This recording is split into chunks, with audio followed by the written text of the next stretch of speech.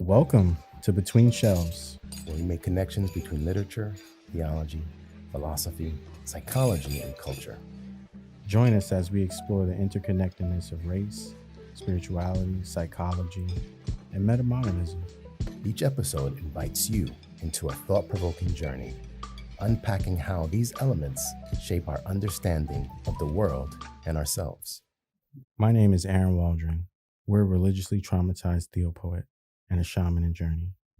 Our work focuses on creating community and between spaces for religiously traumatized millennials, navigating life beyond colonized religion. And my name is Rafael Reyes. My work is on the importance of imagination and theopoetics in philosophy and religious pluralism. We invite you to Between Shelves To learn, listen, and become. All right, welcome to the next part of the dialogue, where we're talking about spirituality and modernity. Thank you for joining us once again. And I would say let's jump back in. I think one of the questions that we were kind of tackling with was the question of modernity and meta-modernism and how they differ a bit when we do engage in spirituality, when we do engage in any form of like critical thinking. And I thought that would be a good way to work this discussion out and maybe talk a little bit about modernity and why meta-modernism is savory, if you will. Just as a quick note, meta-modernism is the culmination of not only the modern movement, modernity, but also the postmodern movement. So there's these two flows that have been kind of fighting with each other for some time, and meta-modernity tries to work on reconciling both of them. So I guess it would be smart to talk about modernity and what it espouses, at least a little bit, and what the heck does it have to do with race, right? Good one. It's especially at this day where race is such a critical issue, and we just kind of have to talk about it and engage those places. So I'll kind of segue it into you, Aaron. What are your thoughts, at least, on what is modernity? Why does it leave sometimes a bad taste in in your spiritual or critical thinking mouth, if you will? Yeah, it's interesting because for me, when thinking about modernity, thinking of authors and writers such as W.E.B. Du Bois, especially when he brings up this concept of double consciousness in his book, The Souls of Black Folk, 1903. So it's interesting because in this book, he's exploring the psychological and social effects of racism, and he's introducing this concept of double consciousness. And it's interesting because we see this a lot throughout history when colonialism or this theopoetic symbol of the colonizer is integrating or meeting difference or different people, usually people of color, and then trying to erase their identities, their history, even their theology. So that's where it gets really complicated, where our spirituality is affected by these things too. It's not just our race, our skin complexion, or just our class, in terms of economics, but it's also that aspect of ourselves that cannot be measured or seen with the human eye. And we refer to, in terms of spirituality. These things are being affected by these things outward, and so double consciousness comes up for me when thinking about spirituality and modernity, as well as another thinker, writer, author, and pretty much an early theopoet, Ruben Alves, when he's talking about spiritual alienation.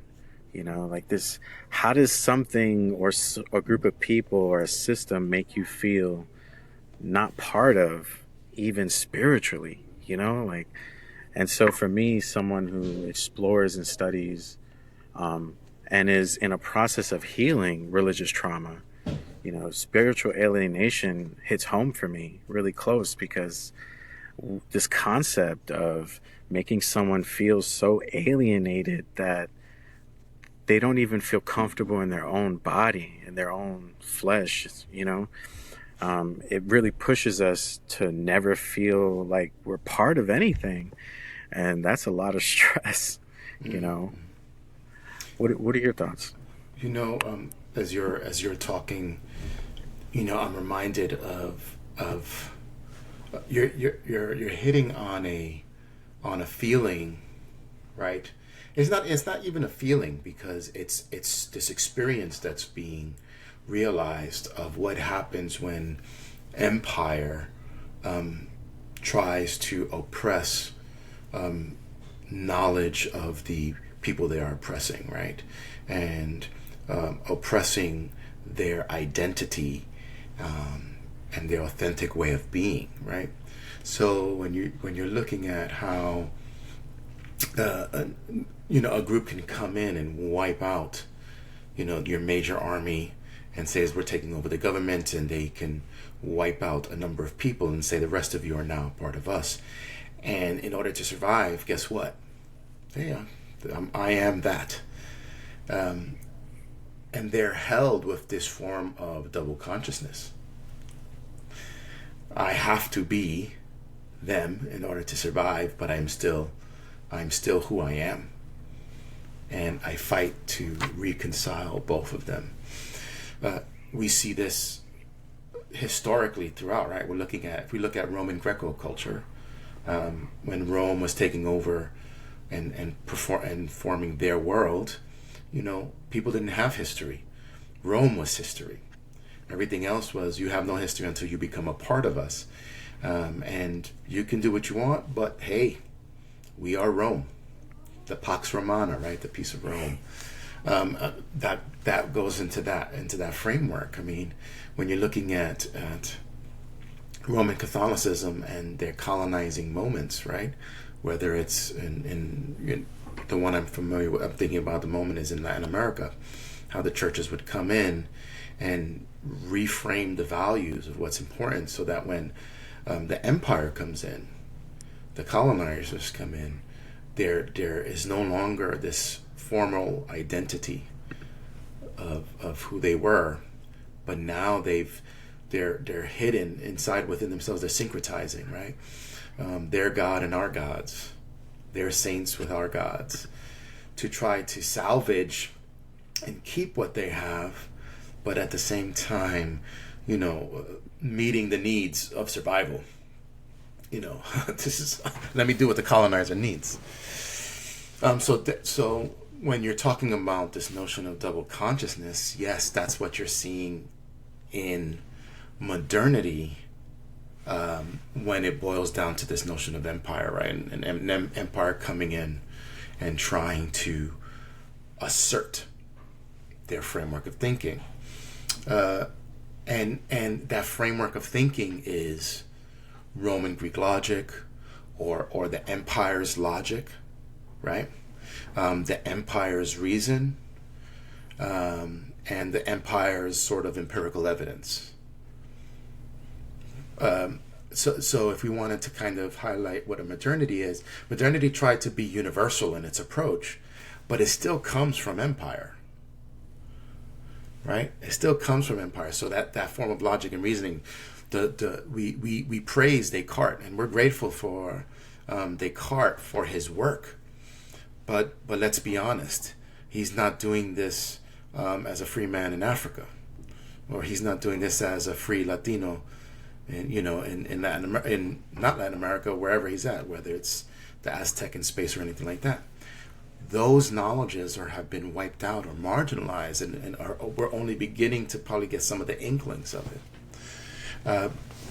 Modernity, as it came in, is sort of like this universalizing presence, that there is this one framework of logic, there is this one framework of reasoning and thinking, and as well as evidence, right? Empirical evidence. that is primary, and that should be our way of thinking. And that's problematic, right? When you're looking at other nations and other knowledges and their formation. And so I think with that, you have some of those issues and problems that came in with modernity.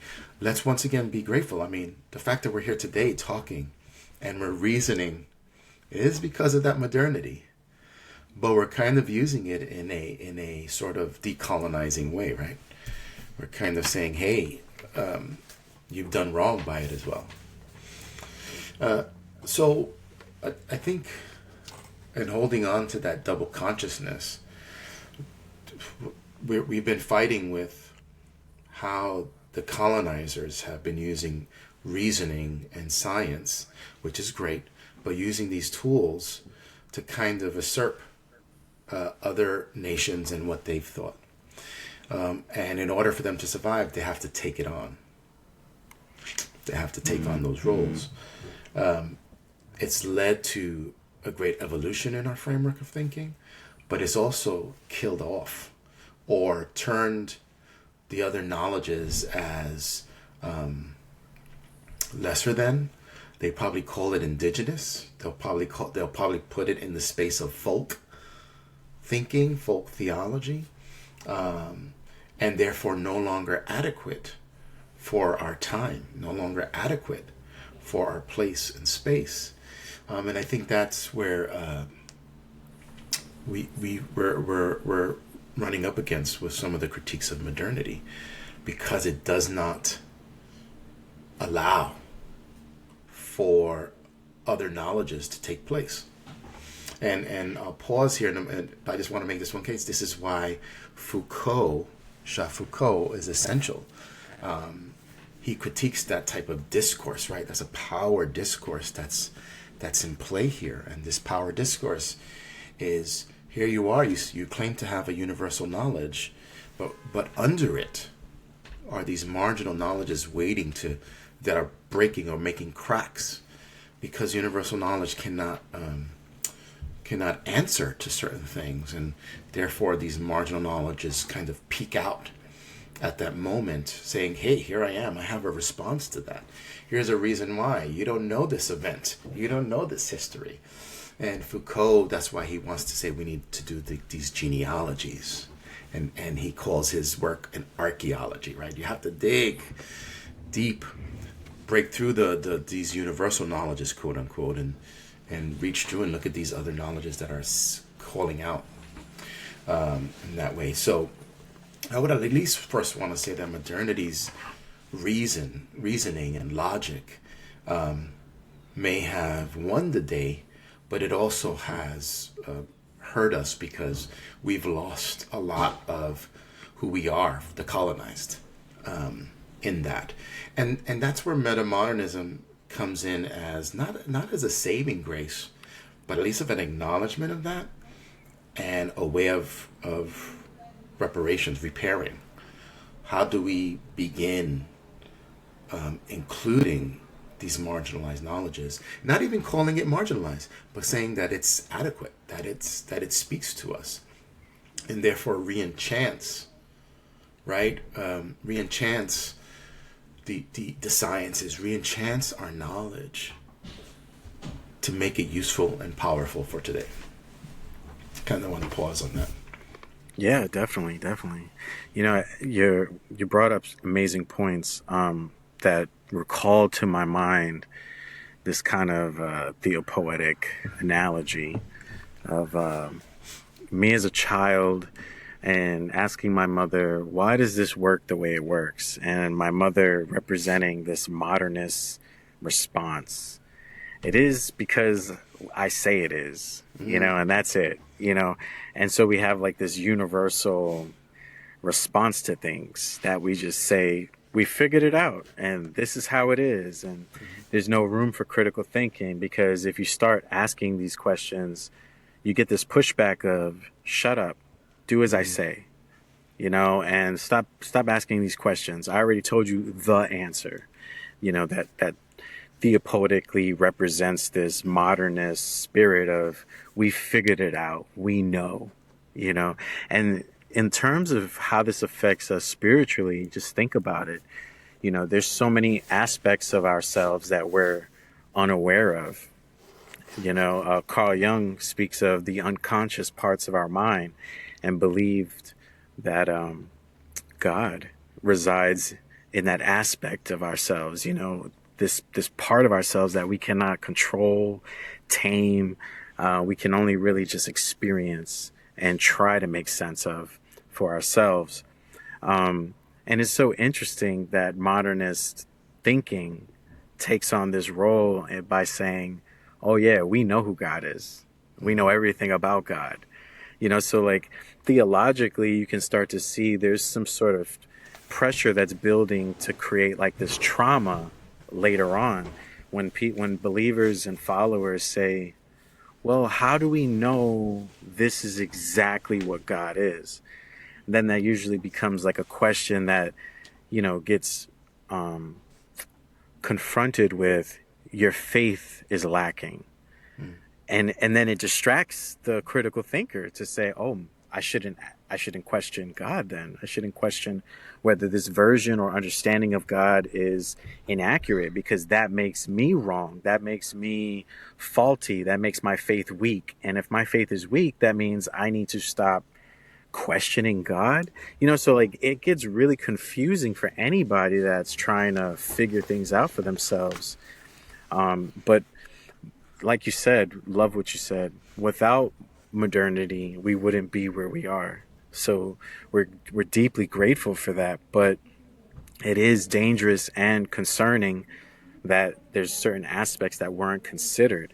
And that's why we love meta-modernism and this approach to go back, kind of like our cousins in Africa and their way of thinking in terms of Sankofa, right? To go back and retrieve so that we can go forward. And we really feel like spiritually, meta-modernism allows us to do this principle, this act, you know, and experience some form of, like you said, repairing and reparations. You know, this could be a part of that, you know, where we go back and we start asking these questions of, well, as this was going on, simultaneously these other things were going on, you know, and we should think about that, because the information given to us is biased. It's only considering one perspective, one grand universal perspective that, like you said, is carved out by the conqueror, who is the colonizer, the emperor, you know, and the emperor says what happened and how it went down, you know. So I think that's where it gets really interesting, because our good friend Ruben Alves pushes us to question these systems, these oppressive systems, you know, and makes claim that they're harmful to us in the sense that it prevents us, or prevents the ability for us to dream, hope, and even imagine alternative realities, because we're only focused on the colonizer or the conqueror's realities, symbols, language, and even dreams, which those dreams could look like keeping us enslaved, you know? Hey there, listeners. Dr. Waldron here. If you're enjoying the deep dives in today's conversation, we've got something that might interest you. Throughout this podcast, we mention a variety of books that align with various themes, concepts, ideas, as well as theopoetic, symbolism.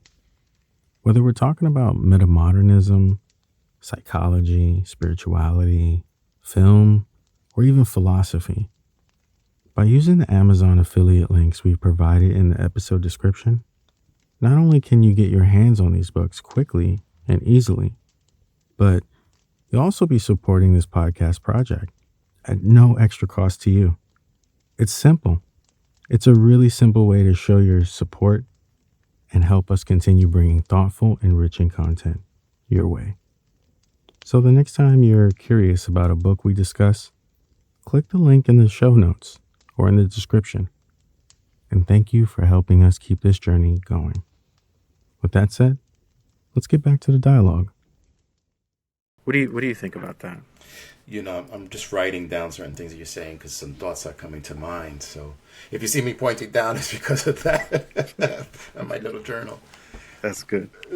As you're talking, something else is popping up, and once again, it goes back to modernity, and what meta-modernists approach is trying to get at.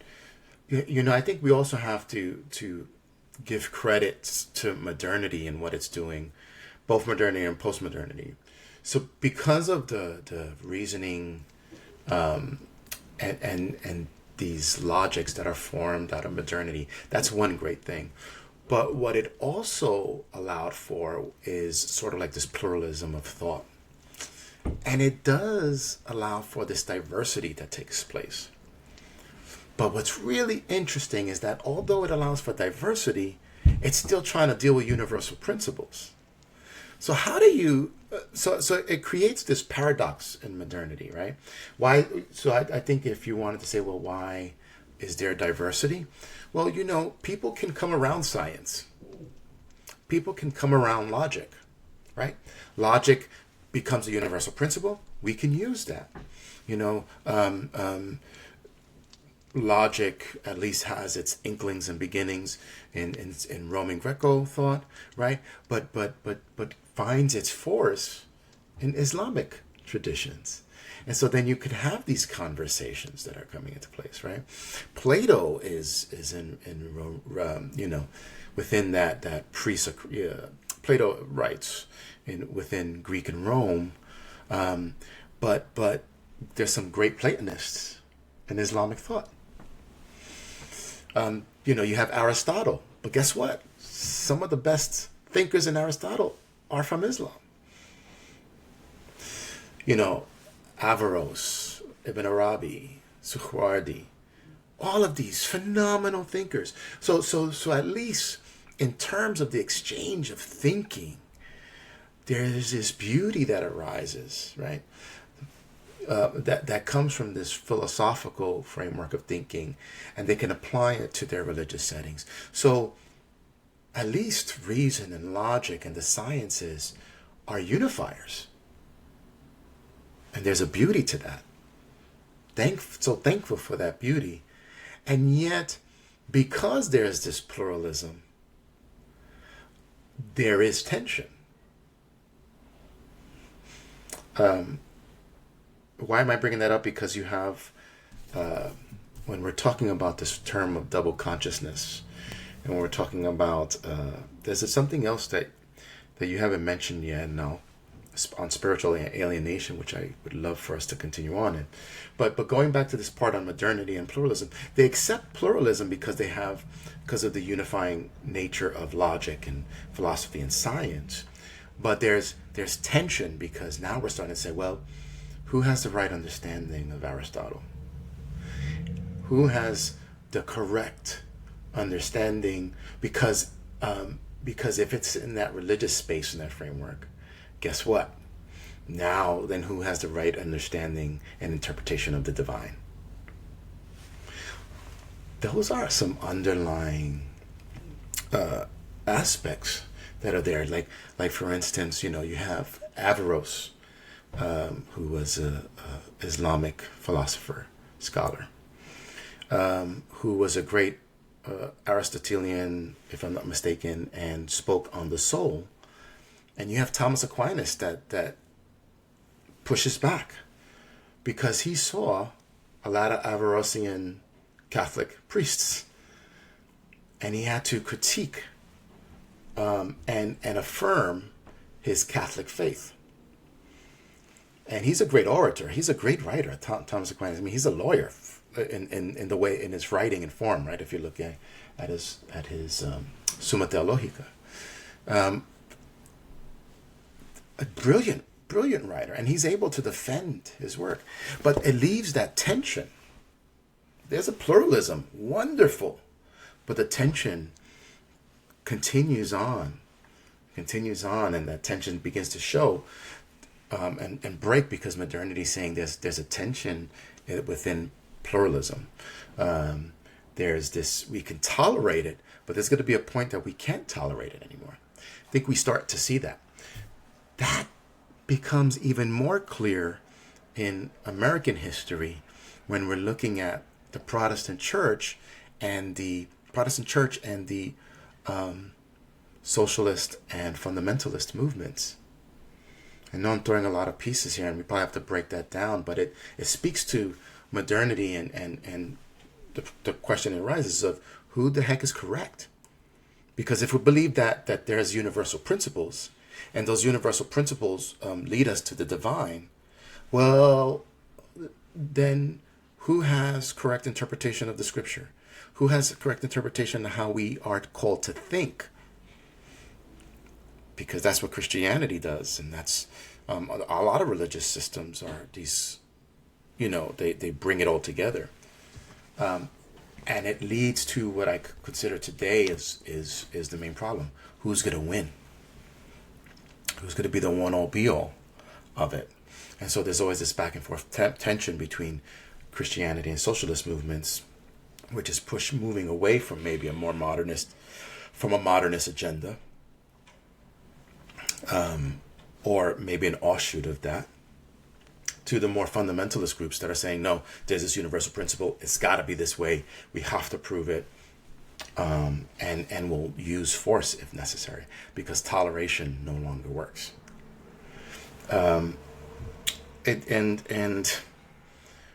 Theopoetics counters that. This is where you come in. This is what's so beautiful. Theopoetics actually says that theology isn't it, right? Theology as this universalizing doctrine, these doctrines that are universal in scope, because it doesn't allow for that novelty or that creativity. That, if we just follow these principles, that's it. We're done and we're good, and we'll continue to survive. Guess what? We do that with science, right? And we just build on it. What happens if there's something's new? It wipes everything under it, right? We always hear in science, hey, there's a rewriting because we found this new thing. These books are no longer valid. They don't want to say that about scripture. We don't want to say that about our spirituality. So guess what? We have to hunker down on these fundamentalist thoughts and say, okay, someone's wrong and it's not us, because then it would hold religion susceptible to the same rules as science, that everything before is invalid. I think the modernist approach tries to really trying to hold on to it and reinvigorate the fundamentalist principles, while certain groups try to move away from it. And that leads to that tension that's there. And that leads to people with double conscience, who maybe have grown up within religious frameworks and get trauma and find no relief in theology, but find hope in theopoetics, right?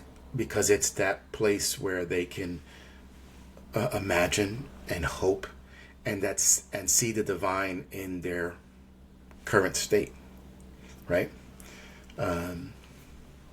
You did a poem about I think it was your mother's cooking. What was it? What was your mother cooking that you? It was a theopoetic engagement of it. What was it? Smell. It was a smell. And what was she cooking?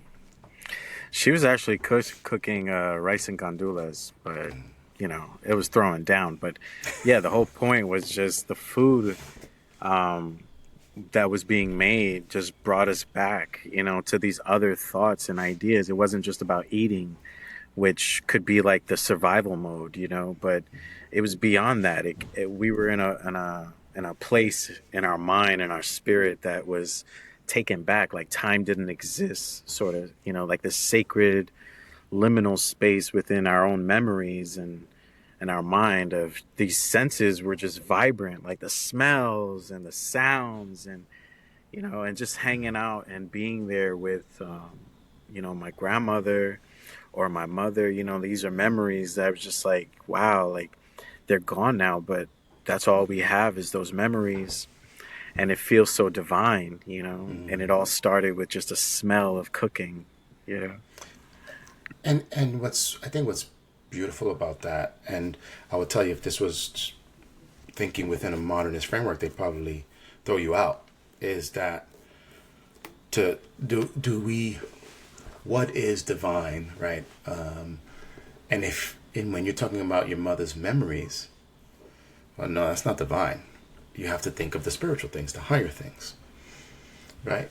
And I think that's where, the theopoetics challenges sort of like this modernist framework of thinking, especially within spirituality. That the divine is everywhere, in the bite of an apple and the hugging of a tree. People don't want to hear that because they call that New Age spirituality. They call that, that's actually wimpy, right? That's not real theology. That's not how it works. You got to die for your faith. I'm not talking about that. I mean, I think maybe there's a space for that. Yeah, I mean, we have martyrs in our faith.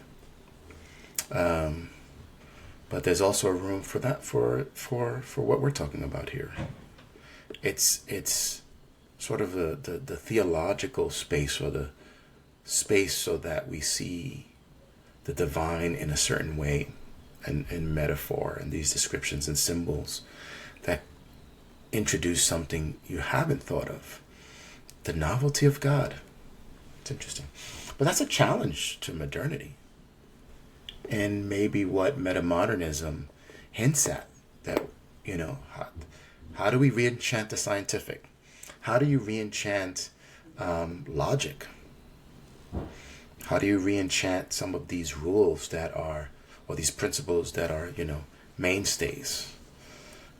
That's the question that meta-modernism approaches, or, brings to the table on that. Yeah, definitely. And it also brings up even Plato's usage of the word metaxy. I think I'm saying it right, metaxy, and referring to this in-betweenness, right? And you brought up beautifully this tension, right? And so we think of this tension as more of a creative tension of being human, basically, right? It's constantly there. And modernity, in my opinion, failed to see the human experience that way. That it's constantly in between, where the human experience is about in betweenness. It's not about taking actual sides and being biased, because the human experience is constantly in that creative tension, or that tension space, where we are in the middle of everything. We're trying to experience it all, right? We're not trying to sit here and select what is and what is not. We're accepting everything. So like even a theopoet like myself, and when we express these poems, these theopoems, it's not to say that this is absolutely it. Like God is in the smell and nowhere else. It's to say God is possibly temporarily in the smell, but God is also in so many other things simultaneously. Like God cannot be contained or put into like a jar or something. And we do feel like theopoetically modernist thinkers tend to do that. They try to jar things, you know? And if you think about it, it kind of makes sense. When we jar things, we're trying to preserve it, extend its life shelf. You know, we don't want it to go bad. We want to keep it almost forever, right? And jarring seems to be a technique that even our ancestors developed a while ago, that worked long before refrigerators. So when you think about this concept of jarring things, it's like, man, they really are triggered by something traumatic. And because of that, they feel like they have to think like this. They have to do these things. So we don't want any of our listeners to think that we are developing some sort of hatred towards modernists, but we're just critiquing and saying, you know, modernists thought about some good stuff, but there's a constant process. And meta-modernism really reminds us that there's an ongoing process. And we should consider these things and not think that once we've jarred it, that's it, you know? And so it really puts us in a state like, if we're not jarring things, then what are we doing with it? How do we experience it? How do we preserve it? you know. Yeah, that's an interesting piece on the jarring. We can play with that a little bit. you you know, um, I think it's Toni Morrison that talks about rememory. I don't know if you're familiar with that. And I want to bring that in because this jarring reminds me of this rememory. Um, I feel that jarring is not a bad thing, like you said, right? Let's be honest. If you pickling, I love pickles.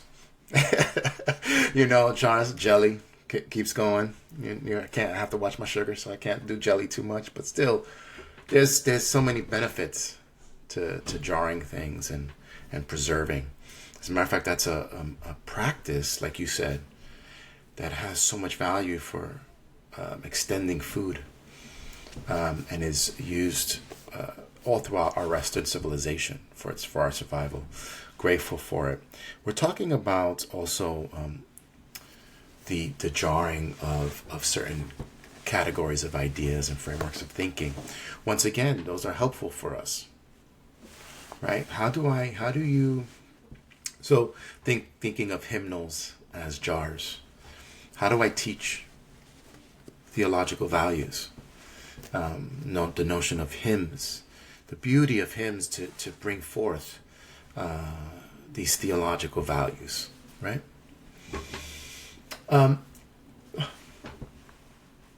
But it's interesting, and I says we want to kind of hold to that a little bit, and say there are specific things that shouldn't be jarred. You don't want to jar everything. Sometimes things just don't work. Ideas about women. And should women be subordinated? Are women only meant to be helpers? Questions like that, which when the Age of Enlightenment and modernity, these were the critical discussions on women. And the jarring piece and keeping those jarred as we're holding on to these values, which is rearing their ugly head right now in our day and age when we talk about the discussion of abortion, has led to a series of trauma amongst, in this particular discussion, women, but can also be seen in race.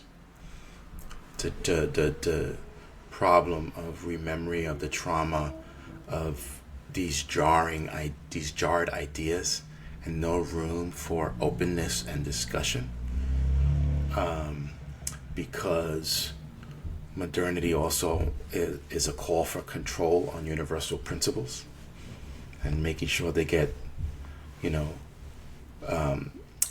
amplified as much as possible.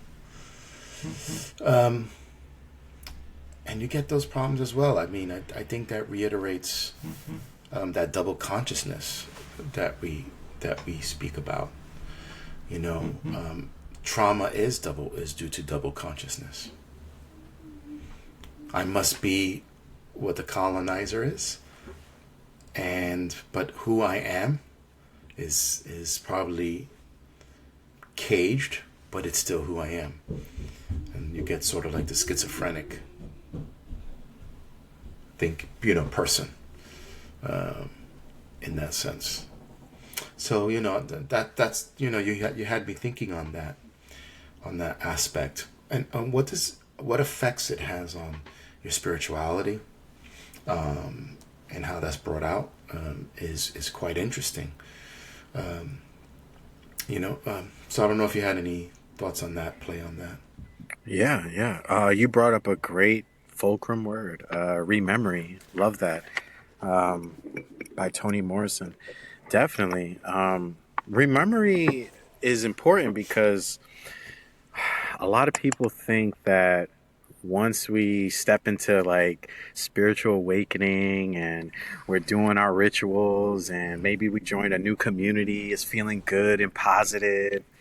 This is where in America, primarily, neo spirituality tends to get its claws into what's happening. And neo spirituality tends to take people on this kind of spiritual journey that's always on the high. Like they don't come down at all, you know? And if life is all about ups and downs and you're doing something that's constantly got you up, what does that sound like, right?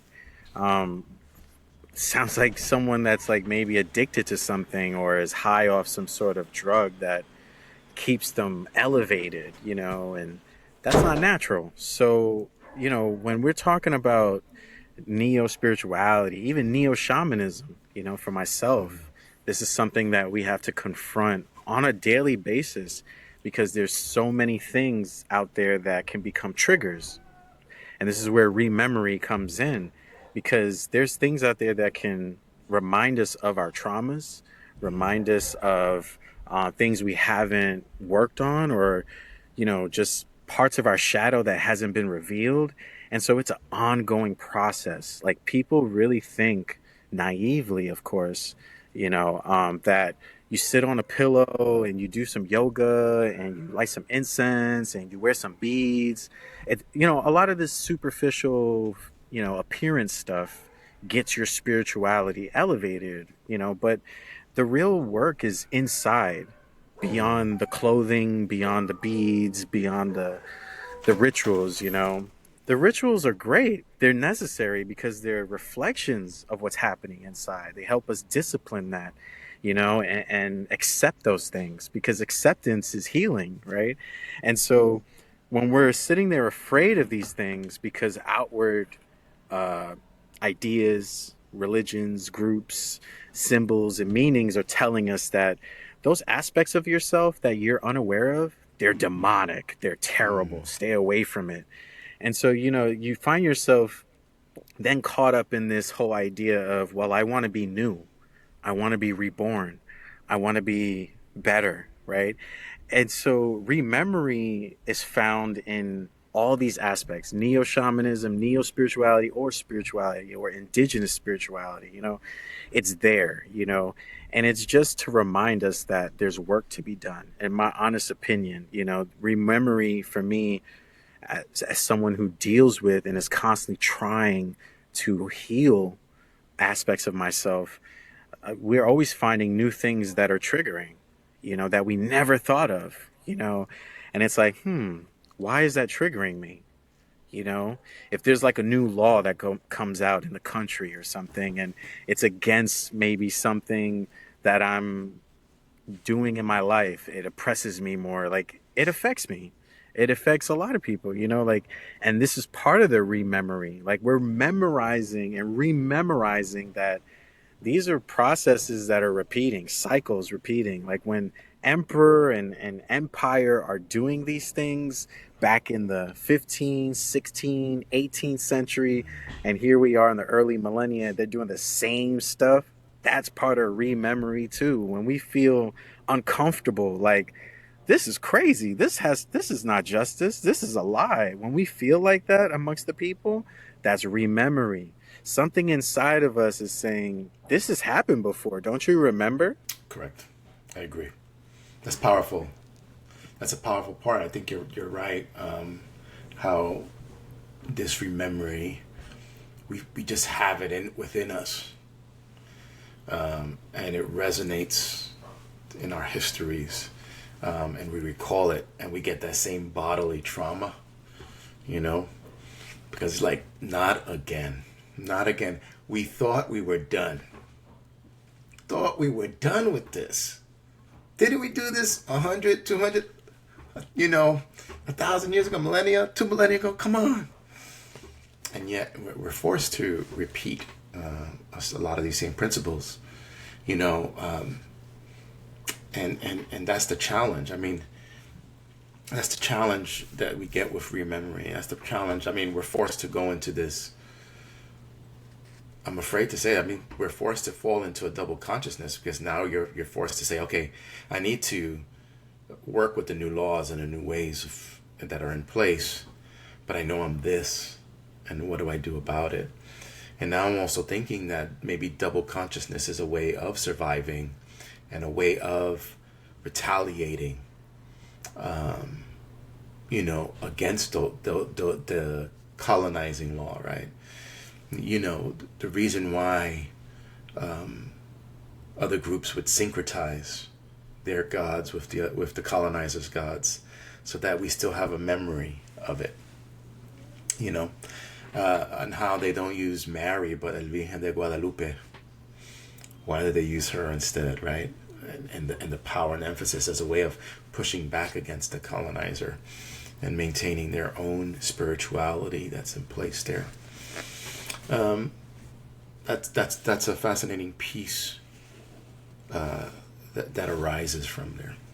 Yeah, very much so. You remind me too, or we remember how even in the Bible, the prophet Isaiah, during that time, let's say that historical time when Isaiah was writing these famous poetic pieces of messaging for the people, to remind the people of Israel, liberation, it has not been forgotten. God has not forgotten us.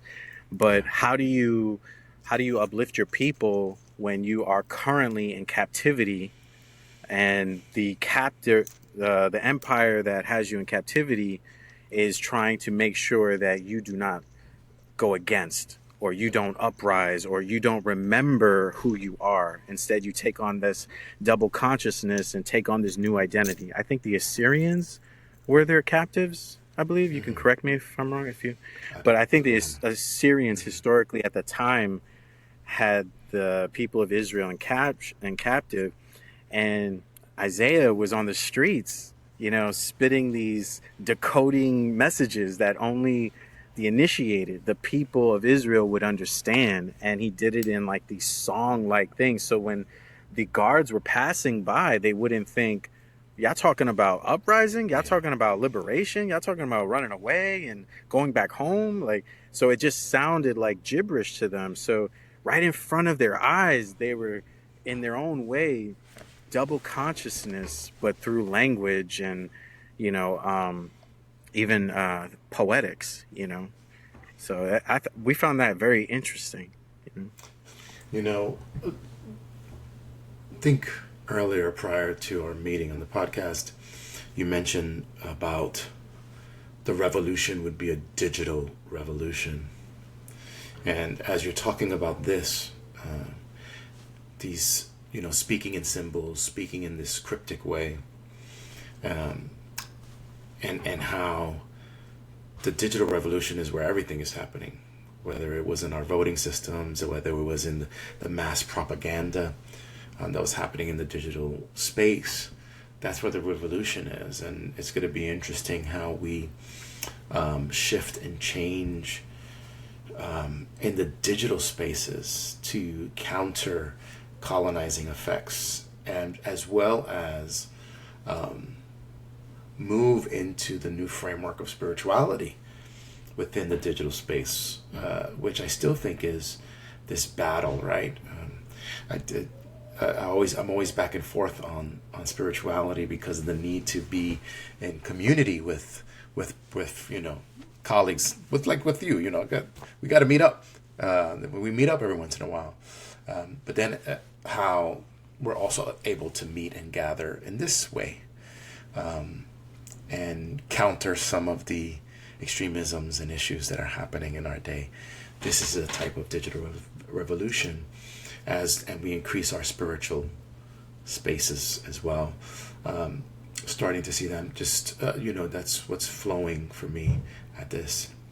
I kind of want to recap and jump back in just to say, we've been talking about modernity and some of the effects on frameworks of thinking, on its openness, because of the categories that it has, let's say like logic and reason and science, so that you have multiple groups able to benefit from it, for good or for ill, but how it also opens up problems of pluralism and tolerance. Not that pluralism is the issue, because I don't think pluralism is the issue at all.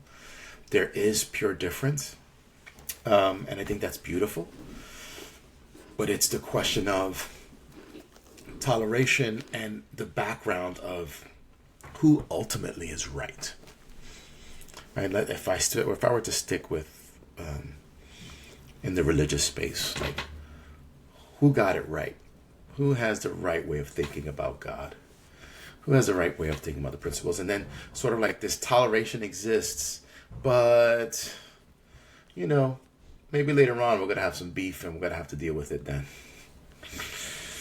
And so the framework of modernity still doesn't answer that dilemma and that question. And modernity has brought a lot of good things in the form of that digital revolution and these digital tools. And I think this is an important point, but it also has brought in this increase of materialism and consumerism, which therefore is a form of alienation in various aspects. It alienates us from spirituality and community of others. It says that material progress is the better thing, as opposed to maybe spiritual progress, and led to actually secularization. And I think meta-modernism is trying really hard to say, oh no, we need a spirituality. We need to re-enchant. There is purpose to things, and there is value in community, and there is value to things more than just material goals, material progress, because you can stay really empty there. And I think meta-modernism does want to reiterate this need for community, and that need for community engages the scientific world, and saying we use science not for building missiles or the latest technology, but we build it to bring people together, to save our world, to find better processes, to handle the natural resources in our world and make it available to everyone. Things of that nature. But that's a difficult fight right now. Yeah, because modernist thinkers would even come in to say, well, yeah, we want to bring people together. We agree. But then you see that how they want to bring people together becomes like 1984 or utopian, and it's like, that's extreme. Like, you just took it and just went the most extreme on the scaling, Yeah. And if we're in this meta-modern space of thinking, we're trying to really oscillate between things, because we understand that everything's about relationship. So if we're trying to have relationships with everything to better understand it for ourselves and for others, what does coming together actually look like without the 1984 effect and the whole utopian aspect, where there's this concept of perfection, but we're in a meta-modern space, even theopoetics, perfection cannot be obtained. If anything, we can just like oscillate around ideas of perfection, constantly, touching on it, but never really grasping actual perfection, because it's not a destination or it's not a tangible thing. It's just an idea to push us to advance and do things from our opinions or perspectives as better. And even that concept of better needs to be challenged, because even with modernity saying, well, our one way is better. And then we say, dang, that's messed up. What about our way? And then they're like, nah, yours is not better because it didn't think about this. It didn't say it like this. And then, so we really got to be careful about pushing back. It's not black and white. It's not that easy. It's not just like, yeah, let's just change our ways of thinking and we'll be good. It's very complicated, because we have so many aspects that are not changing. And if we are the components of the world that are changing, and the world itself is not changing, then we're running into this tension. And this tension is, we think, is where this kind of podcast exists, where it's not saying we're comfortable and it's not saying we're done, but there needs to be some ongoing reflection, thinking, acceptance, changing, within ourselves first, then outward, you know. But modernity, God, please, sorry. No. Please continue. No, I was just going to say how modernity definitely, on a spiritual front, does not challenge us, does not push us to become more of what we are, right? If we could just invite, the process thinker, Alfred Whitehead, becoming is such a powerful notion. It's a powerful experience or process that every human being and every living thing is going through. And to sit there and say, you've already become what you would ever become, that's it, you're done. Like, how silly of a notion, when everything else is still in process, has yet to become what it truly is. It's just a fascinating notion to me. Yeah. When we're talking about colonizers and the colonized, to be in an act of becoming is counter. It's revolutionary. I was gonna say counter-revolutionary. No, it's revolutionary because it does say to the colonizer, you still don't know me.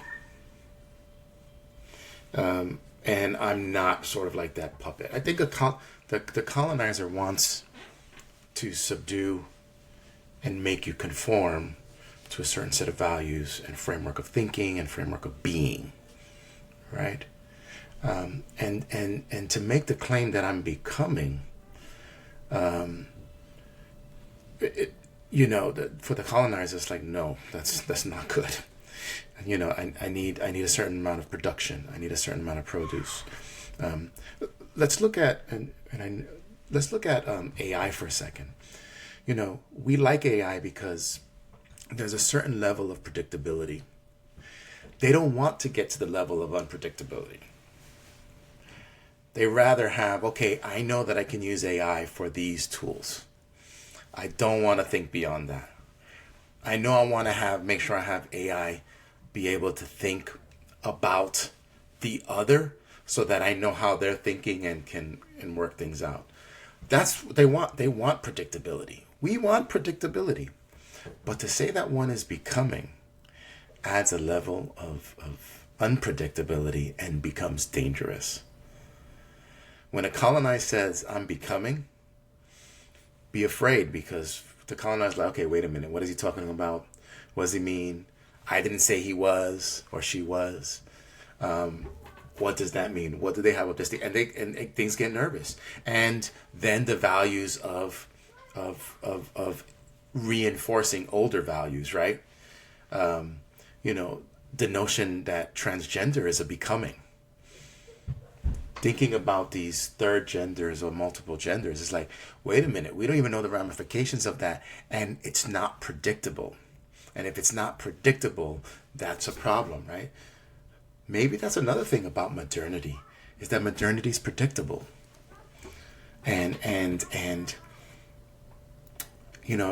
leads to the question of a divine. Is the divine predictable? So, if we're becoming, and that leads to a level of unpredictability, right? We can't predict it. We can do our best to make approximations, but at best, I think the same thing applies with the divine. People are afraid of that too. But this is the pushback of going against modernity, maybe what meta-modernism is bringing in, and even what postmodernism bring in, because we haven't talked about postmodernity. We have to talk about that in our next time.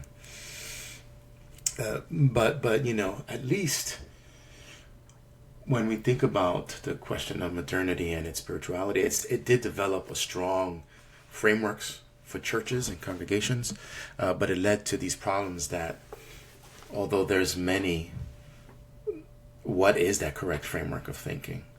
And did not move into the question of, well, can all these aspects have some level of truth to it?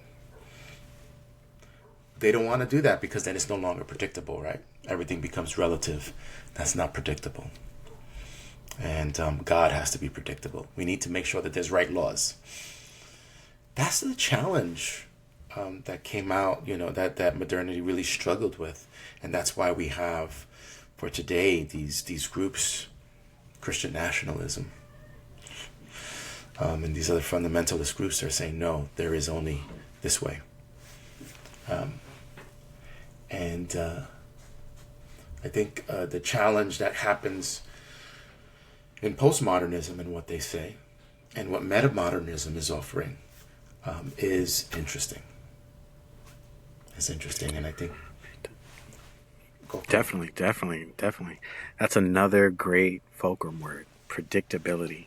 Thank you so much. That's powerful. Powerful. Yeah. Predictable.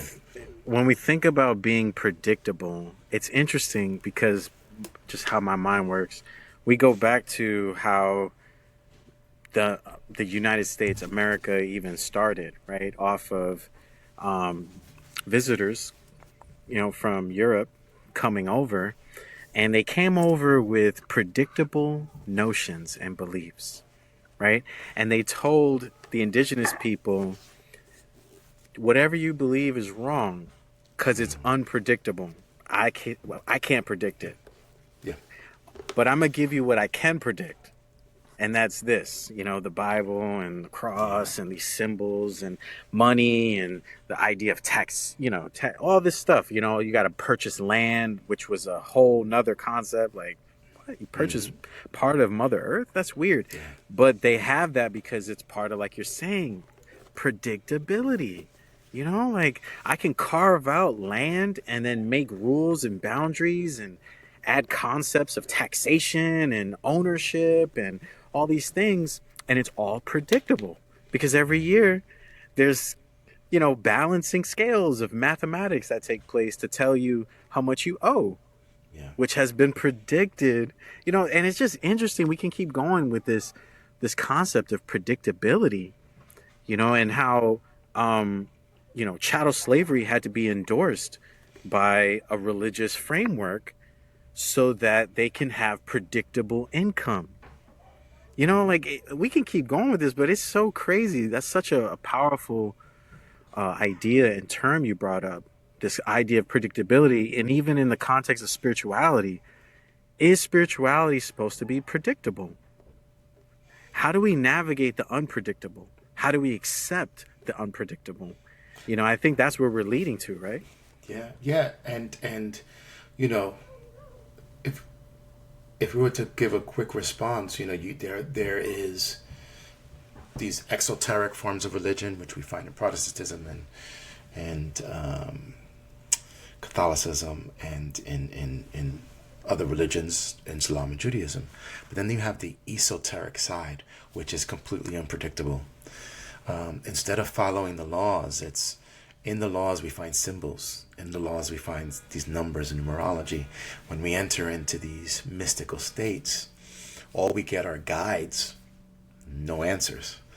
And so even within religion, there's these these resistance to say, you better think, if you think predictability is it, you're off. And we find that within the mystical. We find that within, theosophical spaces. I just think that the when we start thinking about that in mass, that's when it becomes problematic. You don't want everyone in mass getting into these states, because then we're, it's, I'm sorry, there is the utter loss of predictability. Is chaos. And I'm not saying all predictability is wrong. It's once it moves out of the way of harmony, that we see problems. And I'm not saying tolerance, I'm saying harmony. There's a difference in those words that we can probably move into later when we start talking about postmodern and metamodern spaces and spirituality.